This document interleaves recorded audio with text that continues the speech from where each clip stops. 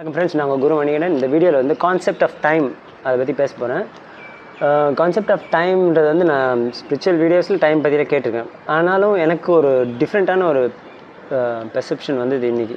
Okay, என்னென்னா இன்றைக்கி காலையில் நான் அடையார் பிரிட்ஜ் மேலே வண்டியில் ஓடிட்டுருக்கும்போது கண்ணாடியில் அந்த ஸ்கை பார்த்தேன். ஓகே, அப்போ பார்க்கும்போது எனக்கு ஒன்று தோணுச்சு, பாஸ்ட் ப்ரெசன்ட் ஃப்யூச்சர்ன்றது என்னது அப்படின்றது ஓரளவுக்கு ஒரு மாதிரி புரிஞ்சுது.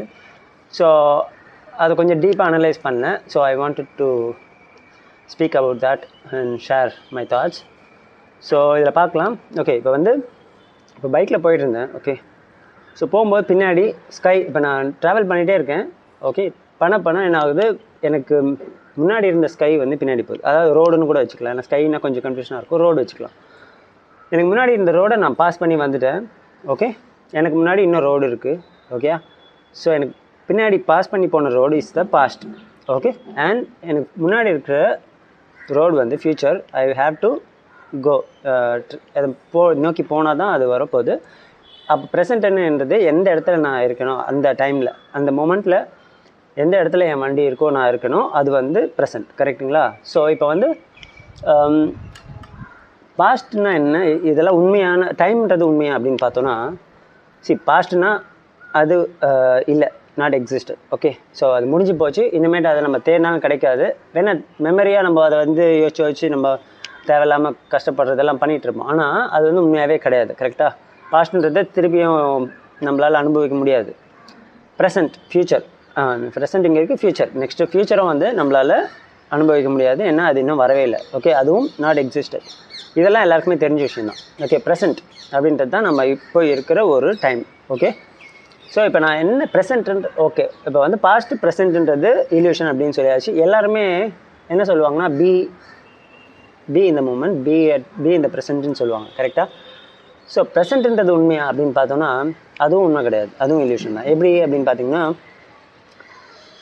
நம்ம இந்த ரோடை கிராஸ் பண்ணி போகிறதுக்கு முன்னாடி, இப்போ பிரிட்ஜ் ஏறுறேன் அப்படின்னு வச்சுக்கலாம். ஓகே, அடையார் பிரிட்ஜ் வந்து ஏற போகிறேன். ஓகே, ஏறுறதுக்கு முன்னாடி அந்த பிரிட்ஜோட என்ட்ரன்ஸ் வந்து it was my future. Okay, பிரிட்ஜுக்கு கீழே நான் பின்னாடி இருந்தேன், அதுதான் ப்ரெசென்ட்டாக இருந்தது. ஓகே, ஸோ அந்த பிரிட்ஜை நான் ஏற ஆரம்பிக்கும் போது அந்த ஃப்யூச்சராக இருந்த பிரிட்ஜோட என்ட்ரன்ஸ் எனக்கு ப்ரெசென்ட்டாக மாறிச்சு. ஓகே, ஸோ அதை தாண்டி நான் பிரிட்ஜோட மிடில் போகும்போது அதே என்ட்ரன்ஸ் பிகேம் பாஸ்ட்.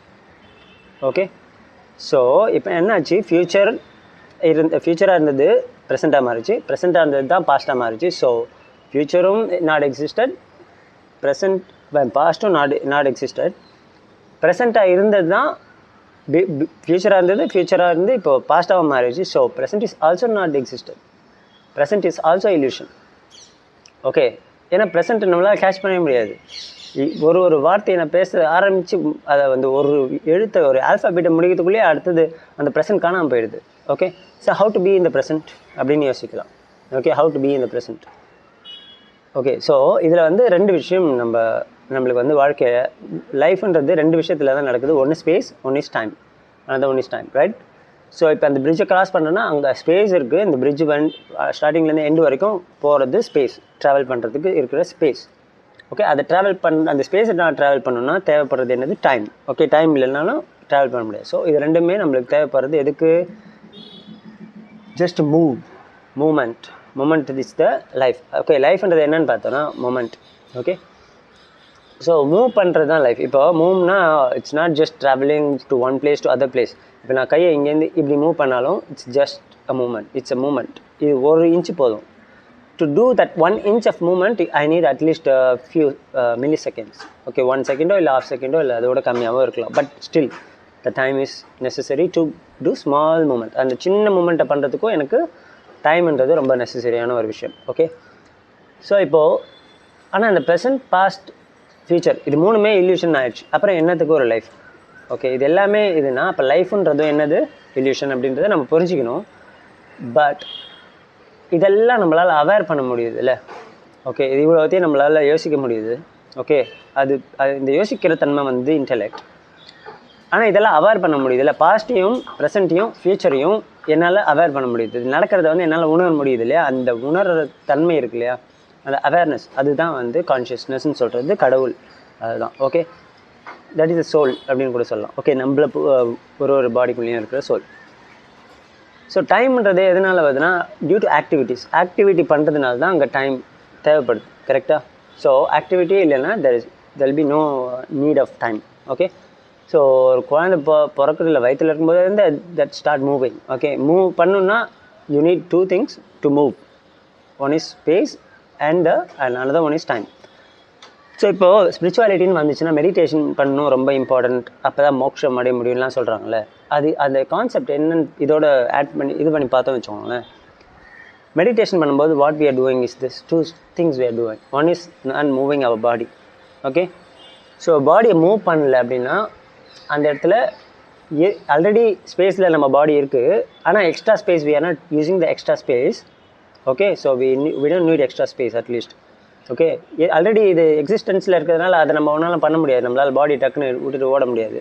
ஸோ அதுக்கு பேர் தான் மோக்ஷம். ஆனால் அதுக்கு இட் டேக் டைம். அந்த பாடியும் அந்த ஸ்பேஸில் இல்லாமல் இருக்குது.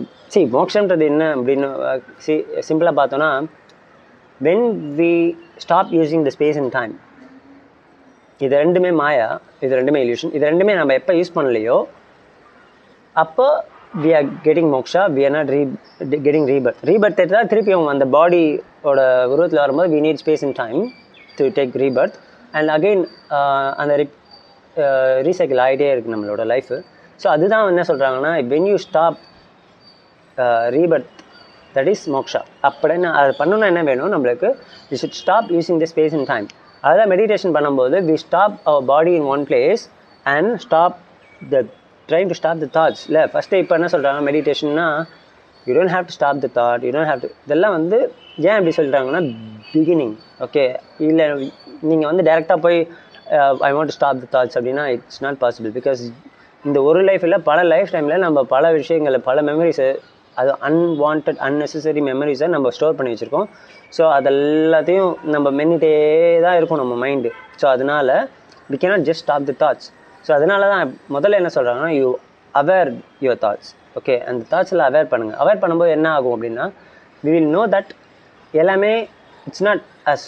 whatever we experienced, whatever we are experiencing, whatever we are going to experience is not us, real we. Okay, real us.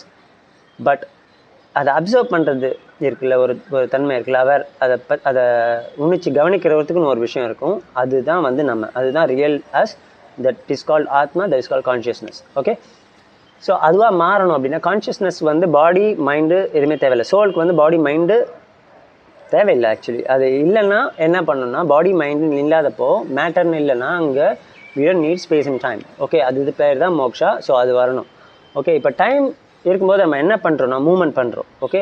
Time and space கிடைக்கும்போது நம்ம மூவ் பண்ண ஆரம்பிக்கும். மூவ் பண்ண ஆரம்பிக்கும்னா என்ன, சும்மாவே நம்ம மூவ் பண்ணுறோம், ஏதாவது ஒரு ஆக்ஷனை பண்ணுறோம். ஓகே. ஒரு ஆக்ஷனுக்கும் there will be an equivalent opposite reaction, that is called karma. Okay. So என்ன வேணால், இப்போ தண்ணி குடித்தா என்ன ஆகும்? யூரின் போகணும். அதுதான் கான்சிக்வன்ஸ். தண்ணி குடிக்கிறது ஒரு ஆக்ஷன், யூரின் வர்றது வந்து கான்சிக்வன்ஸ், அதுதான் கர்மா. அந்த மாதிரி சாப்பிட்டோன்னா மோஷன் போகணும். அந்த மாதிரி தட்ஸ் இட், நார்மலாக பாடியில் நடக்கிறது. ஆனால் நம்ம அதையும் தாண்டி பல விஷயங்களை பண்ணுறோம், தேவையில்லாத விஷயம் எல்லாமே. ஓகே. ஸோ ஒரு சினிமா பார்க்குறோம், இல்லை ஏதாவது ஒரு சண்டை போடுற யார் கூடாது அப்படின்னா, it's you are creating an action which gives you some unwanted memories to your mind and also unwanted emotions. அந்த மெமரிஸ் இருக்கிற வரைக்கும் அதுக்கான கான்சிக்வன்சஸை நீ அனுபவிக்க வேண்டிய வேலை வரும். ஒன்று, அந்த எமோஷன்ஸை நீ எடுத்துக்கிறதுனால, ஒரு சண்டை போடும்போது ஏதோ ஒரு எமோஷன் வருதுன்னா, அந்த emotions will affect your body. That is the consequence of the emotion. Consequence of the memory is going to be the consequence of karma. Okay.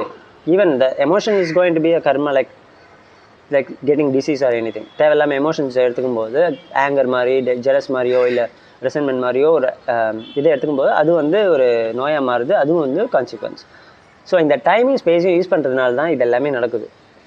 So time, space, present, future and past, இது மூணுமே illusion நம்மளுக்கு தெரிஞ்சிச்சுன்னா, அப்போ அந்த 3 விஷயத்தில் நடக்கிற எல்லாமே illusion தான் இல்லையா?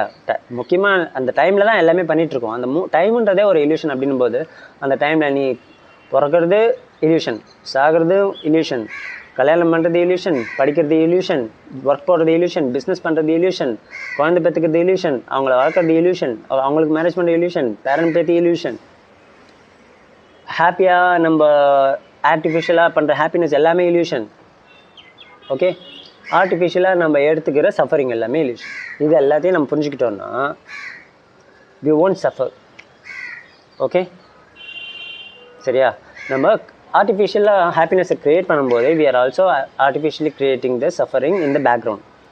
ஸோ அதனால தான் வந்து there should be no action அப்படின்னு சொல்கிறாங்க. ஸோ தாட் க்ரியேட் பண்ணணுன்னா அதுக்கும் ஒரு டைம் வேணும். இப்போது தூங்கும்போது வந்து நம்ம கனவு தான் கண்டுட்டுருப்போம். கனவு காணும்போது என்ன ஆகும் அப்படின்னு பார்த்தோன்னா அங்கே still there is you need the time. Okay, கனவு காணும்போதும் ஒரு விஷயம் நடக்குது கனவுல அப்படின்னா அந்த நடக்கிறதுக்கான டைம் தேவைப்படுது. ஓகே, அது ஒரு தாட்டாக இருந்தாலும் ட்ரீமாக இருந்தாலும் you need the time to do it. அதுக்கு தான் வந்து மெடிடேஷனில் you should go to the thoughtless place. Okay, ஆனால் அது இப்போ எல்லோரும் சொல்கிறத ஸ்டாப் பண்ணிட்டாங்க. ஏன்னா அது வேறு மாதிரி சொல்ல ஆரம்பிச்சிட்டாங்க. ஏன்னா அவங்களுக்கு தெரியுது இந்த ஸ்பிரிச்சுவல் லீடர்ஸ்க்கு இட் ஓன்ட் ஒர்க். இப்படி சொன்னோன்னா எவனுமே மெடிடேஷன் பண்ணவே ஆரம்பிக்க மாட்டான்னு தெரிஞ்சு போச்சு. அதனால தான் they are telling you தாட்டை ஸ்டாப் பண்ண வேணாம், just aware of the thought அப்படின்னு சொல்கிறாங்க. Okay, that is meditation. That's meditation also. But அது பிகினிங் ஸ்டேஜ். அது பிகினிங் ஸ்டேஜ் தான். So you have to go lot of meditation. சரி, நான்லாம் ஆரம்பிக்கல இன்னும் அந்த அளவுக்கு, இப்போ தான் கொஞ்சம் கொஞ்சமாக பண்ணிகிட்டு இருக்கேன்னு வச்சுக்கோங்களேன். ஆனால் மெடிடேஷனில் உட்காந்து அதை பண்ணணும்னு நான் யோசிக்கல. எல்லா டைம்லையுமே அதை நான் ட்ரை பண்ணுறேன். ஏன்னா மெடிடேஷன்றது உட்காந்து கண்ண மூடி தான் பண்ணணும்னு அவசியம் கிடையாது.